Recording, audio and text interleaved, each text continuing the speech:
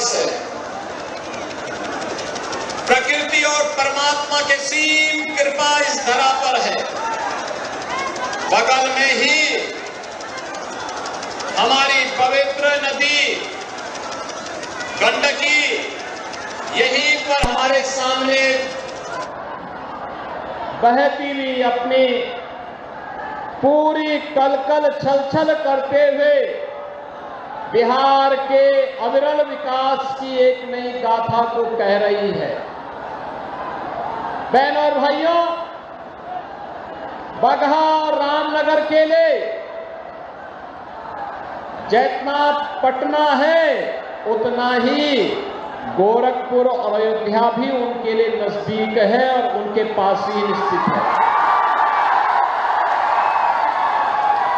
मैं देखता हूं कि हर वर्ष गोरखपुर में गोरखनाथ बाबा को खिचड़ी चढ़ाने के लिए लाखों की संख्या में यहां से श्रद्धालु जन जाता है, बाबा को खिचड़ी चढ़ा करके और अपनी मनोकामनाओं की पूर्ति करता है। ये मेरा सौभाग्य है क्या बिहार की इस पावन धरा पर बगहा के आप सभी जनता जनार्दन से मुझे संवाद करने का सौभाग्य प्राप्त हो रहा है। बहनों और भाइयों, जिस बिहार की अपनी गौरवशाली गाथा रही हो, महात्मा बुद्ध को ज्ञान प्रदान करने वाली ये पावन धरा, 24वें तीर्थंकर भगवान महावीर को जन्म देने वाली ये पावन धरा, जिस धरा ने भारत के स्वर्ण युग को चंद्रगुप्त मौर्य और चाणक्य की जोड़ी ने भारत को एक स्वर्ण युग में ले जाने का काम किया हो, यानी स्वर्ण युग का मतलब समृद्ध और विकसित भारत बनाने का काम किया हो, वह धरती बिहार है। बहनों और भाइयों, जब भी भारत के आन बान और शान पर किसी ने हाथ डालने का दुस्साहस किया तो बिहार का नौजवान उठ खड़ा हुआ। याद करिए, कांग्रेस ने जब 1975 में लोकतंत्र का गला घोंटने का काम कांग्रेस ने किया था, तब बहनों और भाइयों, उस समय लोकतंत्र बचाने के लिए बिहार का नौजवान लोक नायक जयप्रकाश नारायण के नेतृत्व में खड़ा हुआ था। सामाजिक न्याय के अग्रदूत कर्पूरी ठाकुर भी इसी बिहार में जन्मे थे। देश के पहले राष्ट्रपति डॉक्टर राजेंद्र प्रसाद जी भी इसी बिहार में जन्मे थे। और यही नहीं,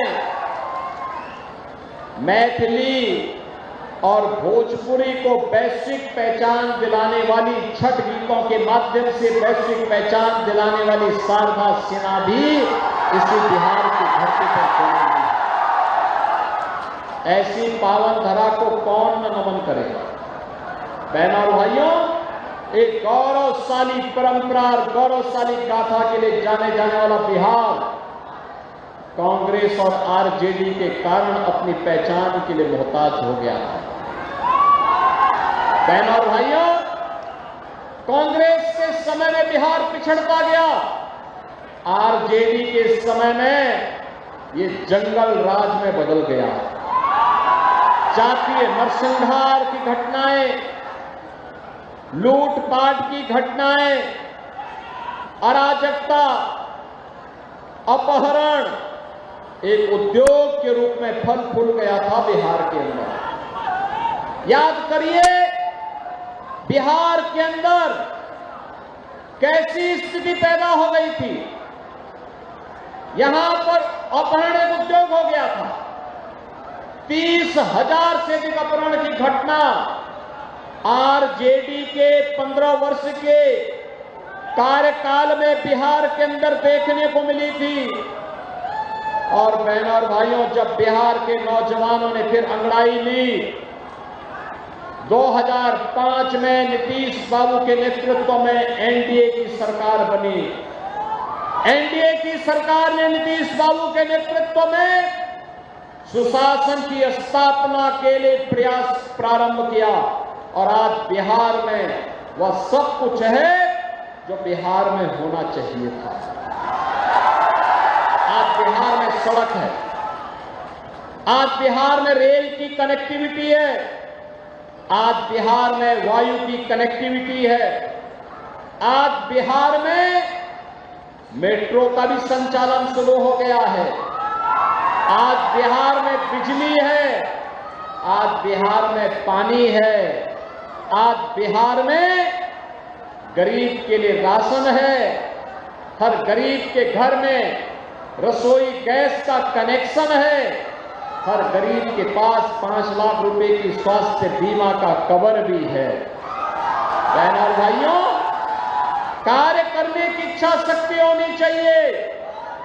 मोदी जी ने 11 वर्ष में भारत को बदल करके रख दिया। आज करिए भारत, जो भारत एक पिछड़ा देश था, उस भारत को दुनिया की चौथी बड़ी अर्थव्यवस्था के रूप में मोदी जी ने स्थापित कर दिया है।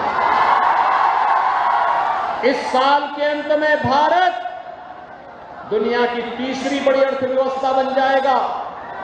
और यही नहीं, मोदी जी ने और एनडीए की सरकार ने आज बिहार के अंदर, बहनों और भाइयों, आज यहां पे एनआईटी है, आईएम है, एम्स हैं, इंजीनियरिंग कॉलेजेज हैं, मेडिकल कॉलेज और हॉस्पिटल्स के निर्माण भी युद्ध स्तर पर बिहार के अंदर बने हैं।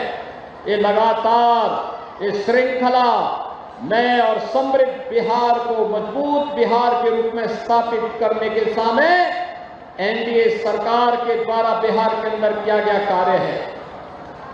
आप सोचो, मोदी जी ने 11 वर्ष में 80 करोड़ लोगों को फ्री में राशन की सुविधा का लाभ, 50 करोड़ लोगों को प्रतिवर्ष 5 लाख रुपए की स्वास्थ्य बीमा का कवर, 46 करोड़ लोगों के बैंक अकाउंट, और यही नहीं, 12 करोड़ गरीबों के घर में शौचालय बनाए गए हैं, 10 करोड़ गरीबों को फ्री में रसोई गैस के कनेक्शन बांटे गए हैं। आप मुझे बताओ, एक तरफ मोदी जी के नेतृत्व में विकास हो रहा है, गरीबों का कल्याण हो रहा है, और याद करिए मोदी जी फ्री राशन दे रहे हैं, और आरजेडी के समय राशन तो नहीं मिलता था, बल्कि पशुओं का चारा भी ये डकार जाते थे। आज याद करिए, ये रसोई गैस का एक एक कनेक्शन कांग्रेस की सरकार के समय में 50,000 और 30,000 रुपए में बामुश्किल मिल पाता था। आज तो हर गरीब को फ्री में कनेक्शन। बहनों और भाइयों, एक तरफ विकास है, दूसरी तरफ किसानों का सम्मान भी है। देश के अंदर 12 करोड़ अन्नदाता किसानों को प्रधानमंत्री किसान सम्मान निधि का लाभ भी मोदी जी दे रहे हैं। और यही नहीं, लखपति दीदी के रूप में महिला स्वावलंबन का कार्य और उनके सम्मान का काम भी कोई कर रहा है, तो ये एनडीए की सरकार कर रही है। विकास भी है, गरीबों का कल्याण भी है, और साथ साथ विरासत को भी आगे बढ़ा करके आस्था को भी सम्मान देने का काम हो रहा है। अब याद करिए, कांग्रेस की सरकार, आरजेडी की सरकार में हम नारा लगाए करते थे कि राम लला हम आएंगे, मंदिर वहीं बनाएंगे। बोलते थे ना। और तब कांग्रेस कहती थी राम तो है ही नहीं। तब आरजेडी भगवान राम के मंदिर निर्माण के रथ को रोकती थी। समाजवादी पार्टी जो इनका पार्टनर है यूपी में, वह वहां पे राम भक्तों पर गोली चलाती थी। लेकिन हम तब भी कहते थे कि लोग लाठी गोली खाएंगे, मंदिर वहीं, लाठी गोली खाएंगे, मंदिर वहीं। और मंदिर का निर्माण, हमने कहा मंदिर का निर्माण करेंगे। मोदी जी प्रधानमंत्री बने, उत्तर प्रदेश में हमारी सरकार आई, राम मंदिर का निर्माण हो गया ना अयोध्या में। कोई संदेह है क्या? कोई संदेह है क्या? और अयोध्या में भगवान राम का मंदिर बना तो वहां पे जो इंटरनेशनल एयरपोर्ट बना है वो हमने बनाया है महर्षि वाल्मीकि के नाम पर। वाल्मीकि नगर यहां पर है, लेकिन इंटरनेशनल एयरपोर्ट का नामकरण अयोध्या में महर्षि वाल्मीकि के नाम पे पड़ा। याद करिए, वहां पर जब जाते हैं फ्री में खाना जो मिलता है, वह खाना किसी रसोई में मिलता है तो उसका नाम है माता सबरी रसोई, माता सबरी के नाम पर। वहां पर रहने के लिए जो रेन बसेरा बसाव बना हुआ है वह बना है निषाद राज के नाम पर, निषाद राज। बहनों और भाइयों, अयोध्या में 25 नवंबर को फिर से प्रधानमंत्री जी आ रहे हैं और प्रधानमंत्री जी आकर के इस बार वहां भगवान राम, माता जानकी और जहां राम होंगे वहां तो हनुमान जरूरी होंगे। बजरंगबली भी वहां विराजमान हो गए हैं। हनुमानगढ़ी में तो बजरंगबली पहले से विराजमान है, राम जन्मभूमि में भी आ गए। महर्षि वाल्मीकि जी का भी, महाकवि तुलसीदास जी का भी मंदिर वहां बन गया है। विश्वामित्र जी का भी मंदिर बन गया है, वशिष्ठ जी का भी मंदिर बन गया है। आदि शंकराचार्य के नाम पर द्वार, जगत गुरु रामानुजाचार्य, जगत गुरु रामानंदाचार्य, जगत गुरु माधवाचार्य के नाम पर भी द्वार। और भगवान राम, माता जानकी को रावण के चंगुल से बचाने के लिए गिद्धराज जटायु ने अपना बलिदान दिया था, तो गिद्धराज जटायु का भी एक बहुत बड़ा चित्र वहां पे, बहुत बड़ी मूर्ति लगाई गई है।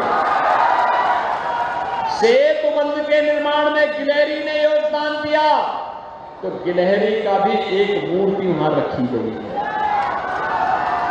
बहनों और भाइयों, अगर अयोध्या में रामलला का मंदिर बनेगा तो सीतामढ़ी में माता जानकी का भी तो भव्य मंदिर का निर्माण होना है और यही काम एनडीए ने किया है। याद रखिए, ये महागठबंधन कांग्रेस आरजेडी के रूप में झूठ का पुलंदा लेकर के झूठे वायदे करने के लिए आपके बीच आया है और हम लोग तो मोदी जी के नेतृत्व में जो बोलते हैं वो करके दिखाते हैं। आप याद करिए ना, हमने कहा था ना माफिया की संपत्ति को जब्त कर देंगे, उत्तर प्रदेश में हमने जब्त कर दिया। देखो, कल ही मैं लखनऊ में था और लखनऊ में प्रातः काल बिहार प्रचार आने करने के लिए मैं कल गया की तरफ गया था, गया सासाराम की तरफ गया था। और बहनों और भाइयों, कल मैं एक दुर्दांत माफिया यूपी में था। ये आरजेडी और समाजवादी पार्टी का शागिर्द था, अपहरण करता था व्यापारियों का, डॉक्टरों का, इंजीनियर का, राह चलती हुई बेटियों का अपहरण करवा देता था। हमारी सरकार आई, आज उसका जहन्नुम का टिकट कट चुका है। उसने लखनऊ में डीजीपी के आवास के सामने बहुत बड़ी हवेली बना दी थी। हमने जांच कराई तो पता लगा कि ये सरकारी जमीन है, गरीबों की जमीन पे कब्जा करके बनाया है। तो हमने उसका भवन खाली करवाया और खाली करवा करके फिर उसने बहुत अच्छे ढंग से बुलडोजर से उसको समतल करवाया। और बहनों और भाइयों, समतल करवाने के बाद वहां पर एक ऊंची बिल्डिंग बनाई और गरीबों के लिए आवास बनाए। कल गरीबों को एक एक आवास बांट करके लाया। 72 गरीबों, गरीब परिवारों को एक एक आवास बांट दिया। अकेले उत्तर प्रदेश में अब तक 60 लाख गरीबों को एक एक आवास दिया जा चुका है और ये केवल डबल इंजन की एनडीए की सरकार ही कर सकती है। ये लोग जो पशुओं का चारा खा जाते हो, नौजवानों की नौकरी में सेंध लगाते हो, इन लोगों से कोई उम्मीद मत करिए। ये लोग कुछ करने वाले नहीं है। ये अपने परिवार के अलावा किसी के बारे में नहीं सोचने वाले हैं, किसी के बारे में नहीं सोचने वाले हैं। इसलिए तो आपने देखा है अभी बिहार का एक यादव नौजवान जिसके पिता बिहार केसरी थे, उन्होंने कहा कि मैं तो भाजपा के साथ जुड़ करके सेवा का काम करूंगा, आरजेडी जैसे संगठन के साथ नहीं। और इसलिए बहनों और भाइयों, आज मैं आपके पास आया हूं। आज बिहार में पहले चरण का चुनाव चल रहा है और चुनाव में बिहार की माताएं, बिहार का नौजवान, बिहार का अन्नदाता किसान झोंक करके एनडीए को वोट दिए जा रहा है। 121 सीटों पे चुनाव हो रहे हैं और रुझान बताते हैं कि 100 से ज्यादा सीटों पर एनडीए ही जीतने वाली है। तो बाकी जो 122 सीटें हैं, इनमें भी अगर यही परिणाम आपने दे दिया तो बहनों और भाइयों, ये कांग्रेस और आरजेडी और इनके जितने भी पार्टनर हैं और पेशेवर खानदानी माफिया हैं, इन सब की जमानत जब्त होनी तय है। और यही कहने के लिए मैं आया हूं। याद करिए, ये क्षेत्र तो महर्षि भगवान वाल्मीकि के प्रति, माता जानकी के प्रति और भगवान राम के प्रति सदैव नतमस्तक रहा है। हमें भूलना नहीं चाहिए कि जो रामद्रोही है वो हम सबका विरोधी है ना?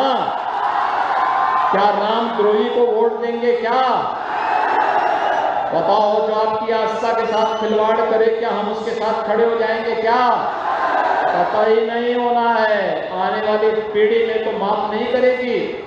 और इसीलिए हम सबको केवल एक ही बात तय करनी है, जो राम का नहीं वो हमारे किसी। और इसीलिए आपका आह्वान करने के लिए आया हूं। ये सीमावर्ती क्षेत्र है, उत्तर प्रदेश में तो सब कुछ अब ठीक है, अच्छा है। अब वहां दंगा नहीं होता, वहां गुंडागिर्दी नहीं, वहां पे न कर्फ्यू है न दंगा है। यूपी में अब सब चंगा है, चंगा। और वही चंगा करने के लिए सावधानी पूर्वक कार्य करना है, बंटना नहीं है, जाति पाति में नहीं बंटना है।